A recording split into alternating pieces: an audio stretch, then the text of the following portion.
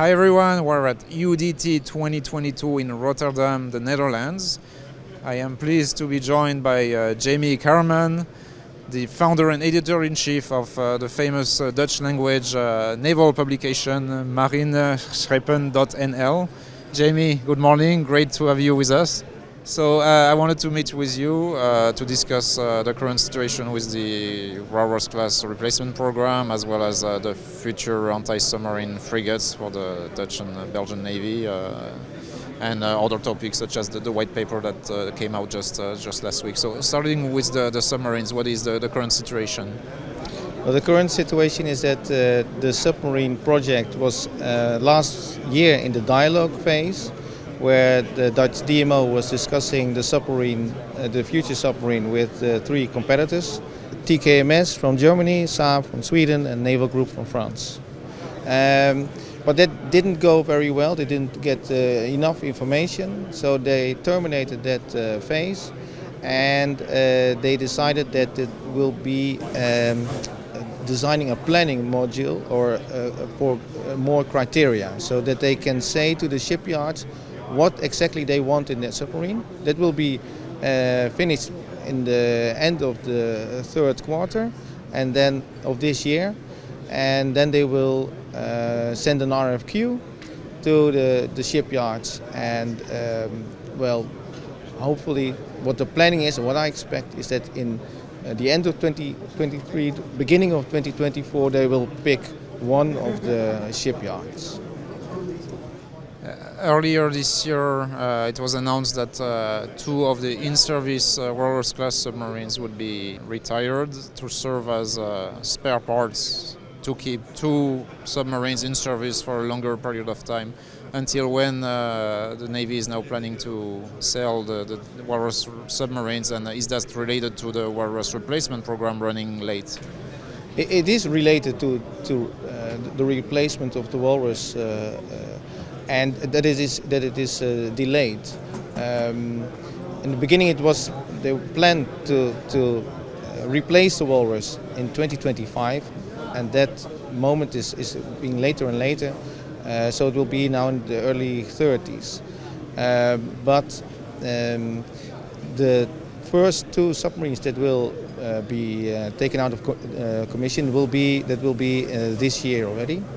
I'm not for sure if both will be out this year, but at least one. And that is also one submarine that is not. What expected is that not being done, the refitting, the modernization. Now, regarding the anti-submarine frigates, I believe there are some recent news. They decided to increase the size of those frigates. For which reasons? Yeah, exactly. They're planning to resize it. In fact, in 2019, they decided to shrink the design a little bit to make it fit in the budget, because not only the Netherlands but also Belgium is in the budget, in the program. And Belgium has a very fixed budget that they fixed it a couple of years ago. But now, I think it was in the beginning of this year that they, or even last year, that they saw that not all the requirements were able to fit into the design. So they couldn't do what they wanted, and the design lacked some growth margin for the future. And in the end, they decided beginning early this year that they wanted to make the design somewhat bigger, and that is what is now going on. And currently they're in the negotiating phase with Damen, because Damen is already. There has not been a contract yet, but the idea is that Damen will build that ships. All right, and so last but not least, the white paper that came out last week.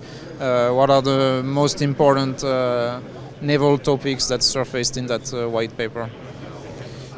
Most important things were the land attack missiles for the frigates, and also for submarines, but that will only be for the new submarines. And the white paper did not mention what type of a missile it will be, but because the Netherlands has already been a lot of work, research work for Tomahawk missile, I expect that it will be Tomahawk in the first place, that they will check that. Next thing is ballistic missile defense. The idea is that there will be a BMD effector, a missile, and that will fit in the Mark 41 VLS of the LCF frigates, and presumably that will be SM3 missile. But that's also not mentioned. What also was in the white paper is that there will be the two LPDs, the Rotterdam and the Johan de Witt, will be replaced together with 4 Holland-class OPVs, and that will be part of a new amphibious concept. Another thing is the support vessels, the submarine tender and some other training vessel, the 10 vessels in total, those will be replaced by 8 vessels. And that was new because it was already known that there will be a replacement, but instead of 10, it will be 8. And of course, other things. The other thing is what was not mentioned in the white paper. For example, the combat support ship, the new tanker that is currently being built in Romania. Some people hoped or expected that there will be, if there is additional money for it, then the sensor suite and the weapon systems, especially weapon systems that were taken off from the tanker, could be put back on. But it was not. That's not the case. At least not mentioned in the white paper. And also submarines and ASWF frigate were not mentioned in the white paper. All right, Jaime, thank you so much for shedding light on current and future Royal Netherlands Navy programs. I hope you enjoy your time here at UDT 2022, and I hope to see you again soon, somewhere around the world. Thank you, Jaime. Thank you.